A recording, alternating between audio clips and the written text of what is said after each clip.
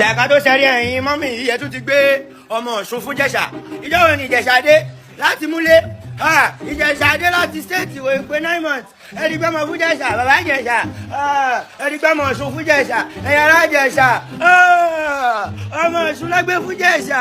ẹ̀yin mọ́mì yìí, ẹ̀yin mọ́mì yìí, èèyàn tó ṣẹ̀ṣẹ̀ dé látẹ̀wọ̀n kò pé 6 months ẹ ti gbọ́mọ fún un. kò sí wàhálà o, ẹ̀yin tẹ́ máa ń gbọ́mọ ọba fọ́ṣun àtọmọ Ìjẹ̀ṣà tẹ́ gbé ọmọ Ìbàdàn fọ́ ọmọ Ìjẹ̀ṣà, kò sí wàhálà o. ẹ̀yin fáǹsì mi wọ́n náà ṣe sílẹ̀ làbọ̀ wá bá o. ṣé bàbá Ìjẹ̀ṣà ṣàṣesílẹ̀ bàbá Ìjẹ̀ṣà ni ọmọ yẹn àbí àṣesílẹ̀ ẹlòmíì? torí ṣé múlẹ̀ ni bàbá Ìjẹ̀ṣà ó ti mú ọmọ ìyá ẹ̀ ni àbí? ẹ̀yin fáǹsì mi ẹ gbà mí o. obìnrin burú, obìnrin mẹni tó lọ́mọ. wọ́n ń gbé ọmọ fún ẹni tó lọ́mọ mọ́ tó bá ti wà responsible. ìwọ tó bá yìí lọ́wọ́ tó wà responsible man ló máa ń gbọ́mọ fún àtẹni tó ní star. wọ́n fẹ́ fi ń gòkè ní àtẹ̀gùn la máa fi ń mókè. woman who get the pikin? ta ló lọ́mọ sẹ́lẹ̀wọ̀n ló lọ́mọ. gẹ́gẹ́ bẹ̀lẹ̀ for ex-convict. báwo ló ṣe ń ṣẹlẹ̀? ẹ̀yin fáàsì mi sódélé kó tó. ẹ̀yin tèmi ó ga o, ẹ farabalẹ̀ ẹ wo fídíò yìí, ẹ wo fídíò yìí o. lálàkọ́kọ́ congratulations Baba Ìjẹ̀ṣà, congratulations. Like I couldn't wait to make this video. I couldn't wait. Portable, everybody ló shock, but èmi ò shock o, èmi kàn dúró fún perfect time ni, èmi dúró fún confirmation. mo dẹ̀ dúpẹ́ pé àwọn daddy and mommy of the newborn baby boy wọ́n ti bí ọmọ yẹn ti ṣe díẹ̀ o. ìjọ ọmọ yẹn tí màá máa wọ bí i 2 months nísìn, wọ́n ṣẹ̀ṣẹ̀ fọwọ́ ara wọn gbé àwọn pictures yìí jáde ni. èmi ti gbọ́ ó ti ṣe díẹ̀.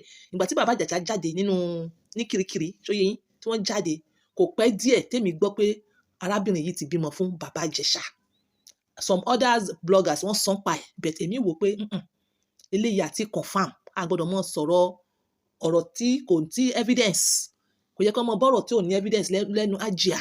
o lè mi fi dákẹ́ bàbá Ìjẹ̀ṣà kí n ṣe pé àgbọ̀ mo gbọ́ tẹ́lẹ̀ pẹ̀lú mi dùn. ẹni tèmi ìdí tí inú mi fi dùn lélẹ̀ ó ní pé I don't know how true it is o. wọ́n sọ pé ọmọ yìí ni first born bàbá Ìjẹ̀ṣà, and arábìnrin yìí òun náà ti wà nínú ìrìn àjò pé à ń wá ọmọ, à ń wọ́kọ for long. gẹ́gẹ́ wá ṣe gẹ́gẹ́, olólùfẹ́ méjì wá pàdé ara wọn. ẹ̀yin kan tó wá ní wọ́n gbé ọmọ ọba fọ́ṣun, ẹ̀yin tẹ́ ẹ̀ mọ̀ ìdí ẹ̀ ni. ṣé bí àwọn tí wọ́n máa ń lọ correctional center yẹn, àwọn tí wọ́n máa ń fi sínú Kirikiri, wọ́n ní orí ọ̀fẹ́ kí àwọn olólùfẹ́ wọn wá.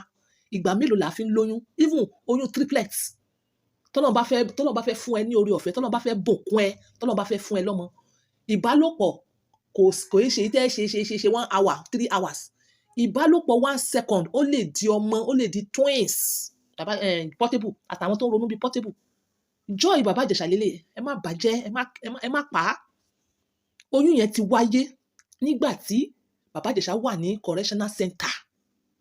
àwọn ọ́fíìsà correctional center làwọn abilé rè pé ó ṣe wá rí bẹ́ẹ̀ má gbàgbé ẹ̀yin tèmi.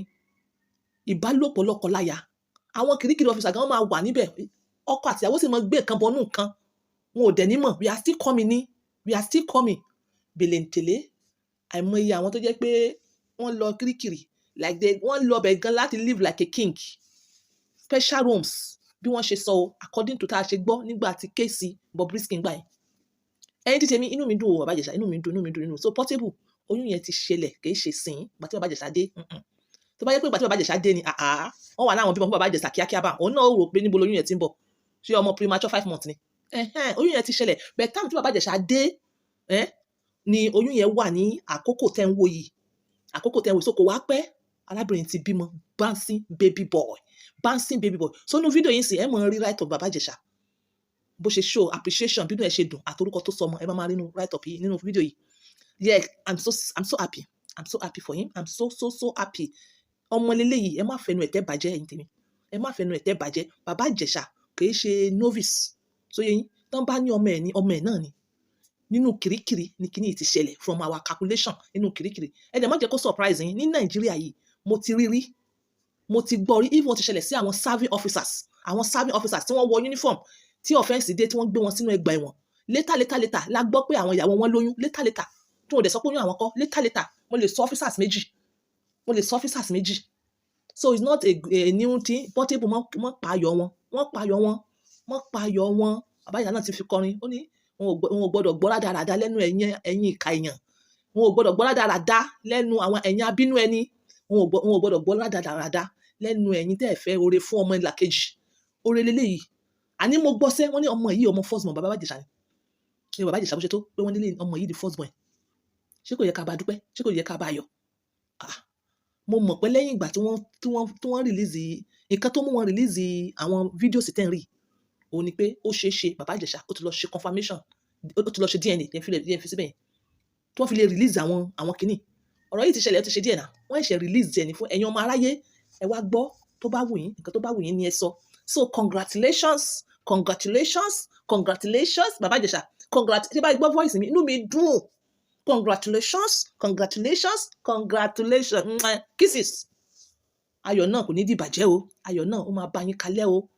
Oore tó dé yìí ó máa fa oore wá ni, oore ó máa fa wá sí ni inshallah.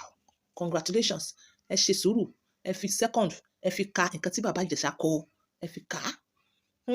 Ẹ̀yin tèmi, thank you for watching this video. Ẹ bá mi wo past videos mi. Tí wọn náà tó bá mọ̀ pé o fẹ́ fún ìyàwó rẹ lóyún sharp, o fẹ́ fún ìyàwó rẹ lóyún sharp, ìwọ obìnrin o fẹ́ lóyún sharp, o ti take care, o ti check o ti lọ ṣe confirmation hospital, like kò sí problem kankan. Ìwọ tó ń wá oyún, ìwọ tó ń wá ọmọ, ìwọ tó fẹ́ fún yàn lóyún àbí ìwọ tó fẹ́ kí wọ́n fún ẹ lóyún, ẹ lọ sí hospital náà, ẹ lọ ṣe check, ẹ lọ ṣe gbogbo checkies. Ìwọ tó ń wá oyún as obìnrin lọ ṣe gbogbo fertility check-ups from A to Z. Ìwọ ọkùnrin náà lọ ṣe gbogbo fertility check-up lọ́kùnrin, gbogbo àwọn tubes wọ̀nyẹn, gbogbo àwọn àtọ̀ wọ̀nyẹn, gbogbo hormones yẹn, gbogbo bodily organs check-up, check here. Yes, tí o bá ti rí i pé you are okay or maybe kó ṣáà ti identify nǹkan tó ń ṣe, yes, ó wá pé Hajia on point by 2. Ire wà ń bí o, ọ̀rọ̀ mi ò jù báyìí lọ ní tèmi. Bye for now.